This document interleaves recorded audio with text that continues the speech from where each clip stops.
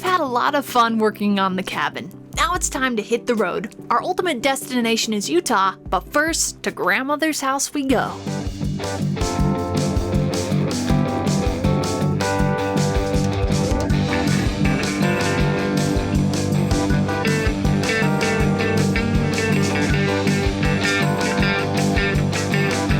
Take your order, please. In Building with Earth Bags, we discovered our family thrived creatively and grew stronger by working side by side. We welcome you to be part of our family and for this week's adventure.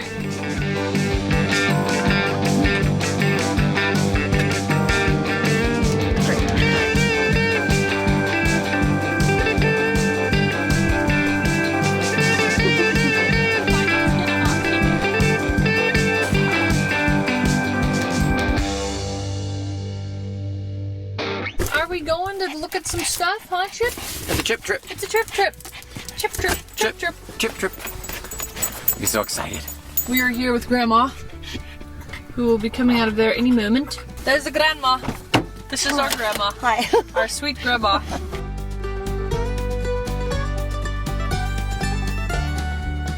Grandma doesn't sit around. This week she takes us on a trip to Ash Meadows in Death Valley. Our first stop, the Devil's Hole. Have a seat, sir.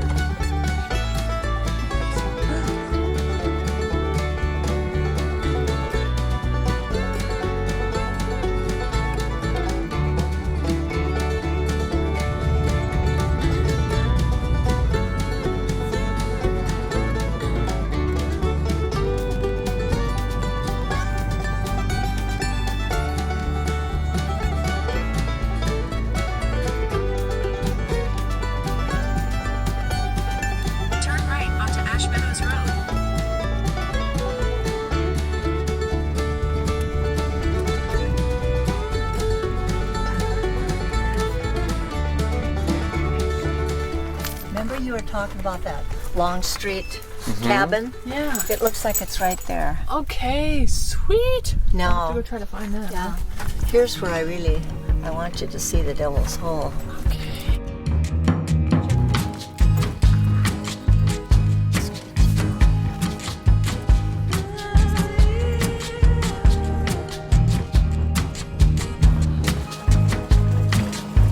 It's always astounding to find water in the middle of the desert, especially in a place that's literally called Death Valley. Here's another twist. Not only is there water, but we're about to see a hole so deep they have yet to find the bottom.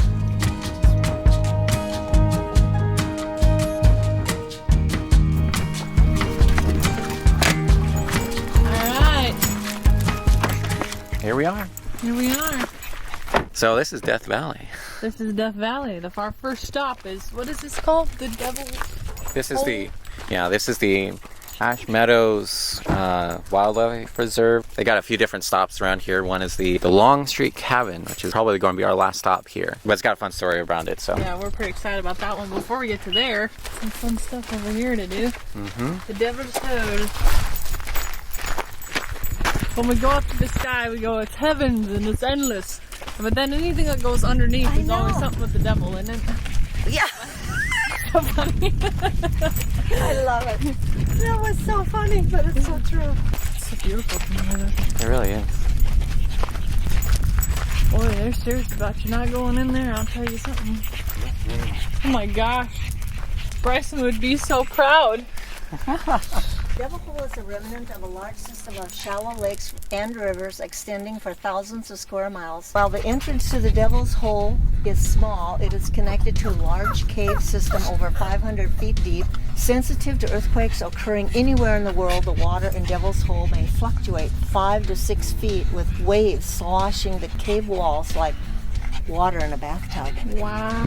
Interesting. That is very interesting.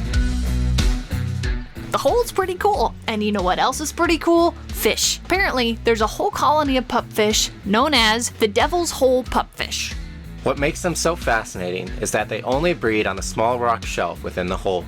After the population had a severe decline some 30-odd years ago, folks discovered they needed more food and now work to keep the pupfish going.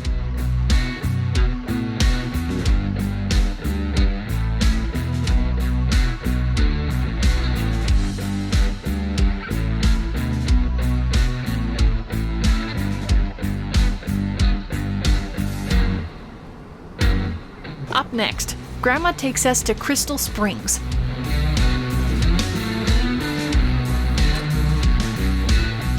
Ready for more, Chip? Yeah, here. 0.9-mile loop.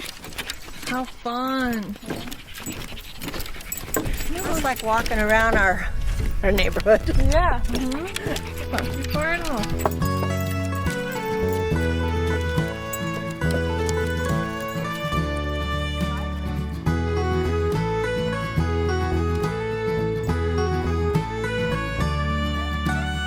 It's kind of tangled, ain't he? Typically, water in the desert, from experience, is simply put gross. It's stale, green, smelly, and overall, you have to be young and have low water standards to swim in it. We have oodles of rivers, creeks, and springs around the desert, each called accordingly. However, these days, they are washes and dry as toast. Not only is there an actual spring here, but it is indeed clear as crystal. But look at how crystal clear it is. Oh yeah, there they are. There's some, they're tiny.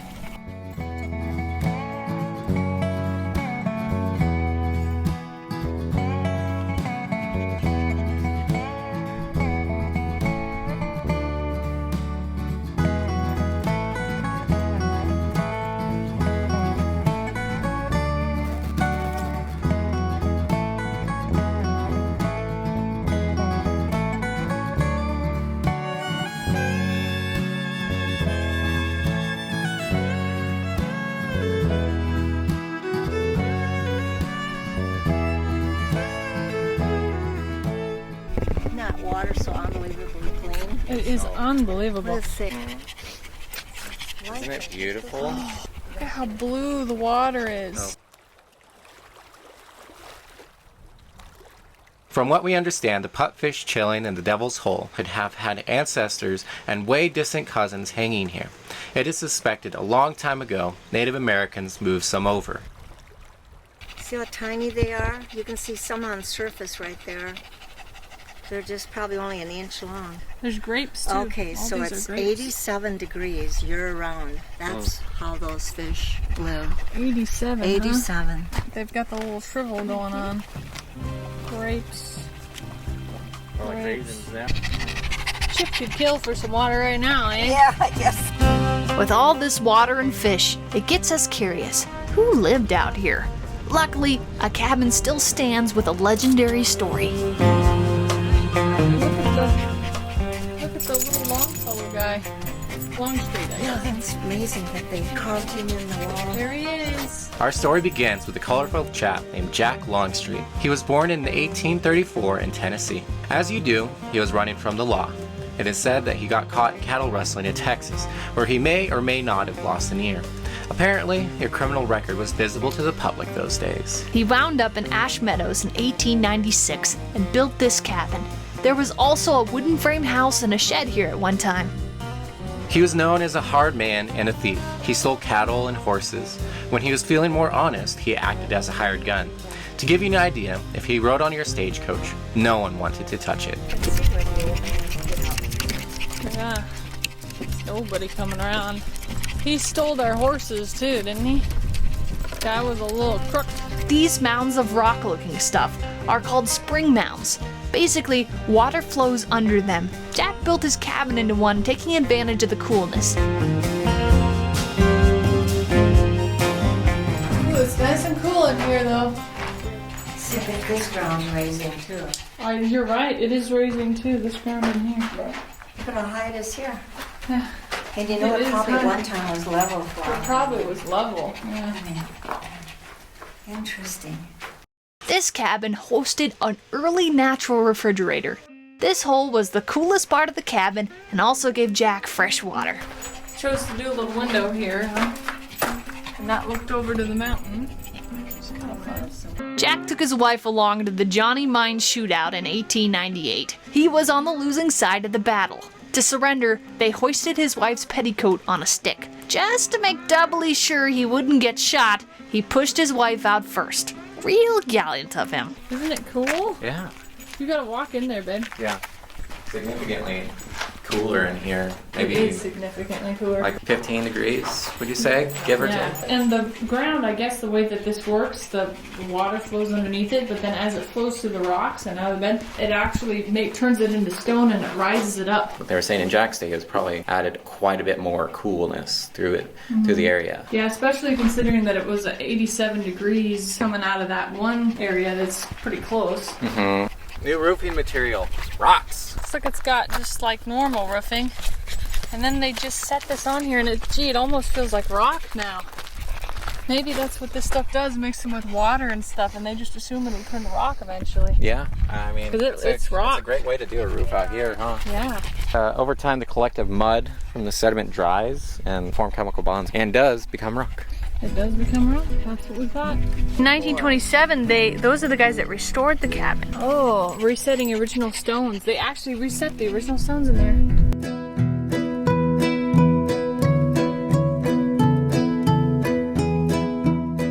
More of the wildlife. Oh my gosh, he probably swam in this all the time. Him and his wife cooling off. You don't think of this when you think Death Valley, do you? Oh no.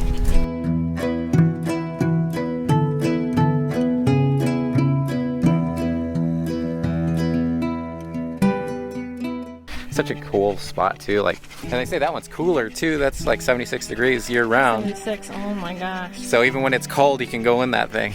Oh my goodness. That would have been nice. Jack's reason, although nefarious, I think hits the nail on the head for modern homesteaders today. The reason so many folks choose country life is to escape the busy life of the city, change things up, find peace and quiet, a challenge in raising animals, and express freely in the things we build. It's not a life for everyone, but it's one folks have chosen for hundreds of years and for thousands of reasons.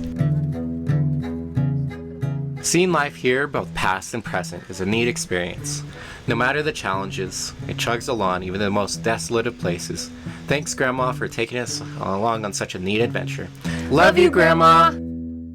Well, that wraps up this week. We have various designs in our t-shirt shop and merchandise shop in general, if you'd like to check them out.